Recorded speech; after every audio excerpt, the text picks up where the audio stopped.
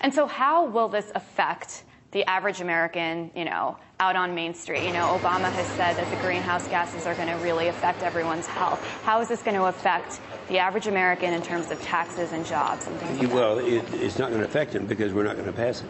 But if it passes? If it did, it would cost the American people somewhere between $300 and $400 billion a year. Now, that translates to, in my state of Oklahoma, for example, well over $3,000 a tax-paying family in my state of Oklahoma, and you don't get anything for it.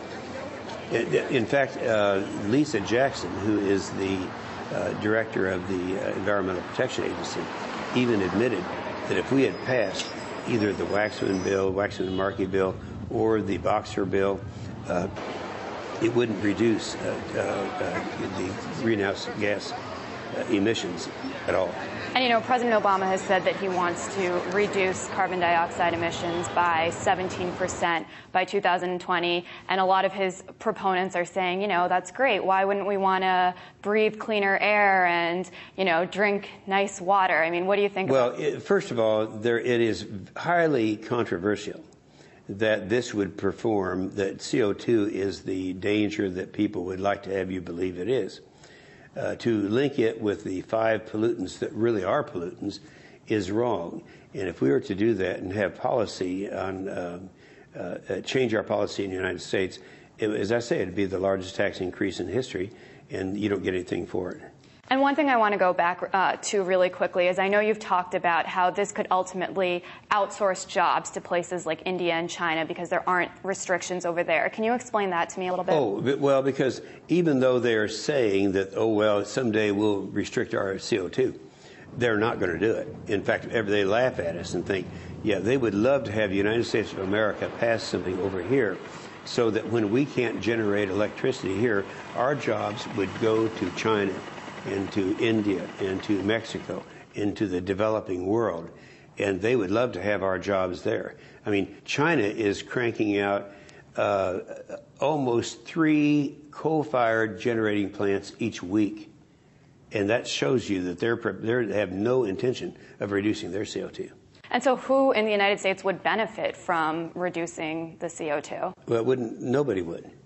It would just be, if we passed something that would have mandatory reduction, it would be very punitive to our taxpayers. And, I want to go back to Climategate for a second. We talked a little bit about the IPCC from the UN. Do you think they have a monopoly on the scientific information that people are receiving? And, how is that happening? Well, yeah, the IPCC is the group of the United Nations that was kind of self-appointed to do this, to run this show. This is over 10 years ago. And they are the ones who, as the scientists, there's a group of scientists that make recommendations and do evaluations. Then they now go through and eliminate anything that doesn't support their view.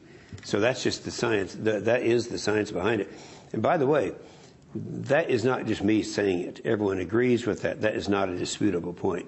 Even Lisa Jackson, our administrator of the EPA, has said that it's that science that we relied our policies on. Do you think or hope that this Climategate scandal is going to change the way science is being done around the world? I hope it does. I hope it does because, I've talked to so many scientists that they just can't believe that this has been happening over the last 10 years. And we should rely on sound science. Everybody says that, but they don't want to do it.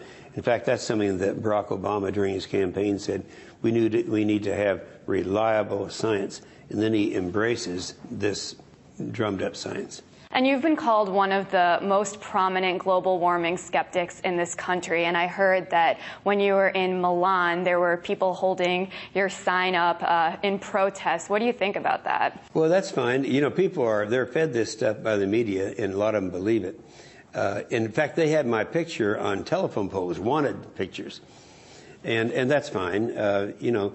I've learned a long time ago that if you don't have the truth on your side, you don't have the science on your side, all you can do is call names. And that's what they've been doing for several years now.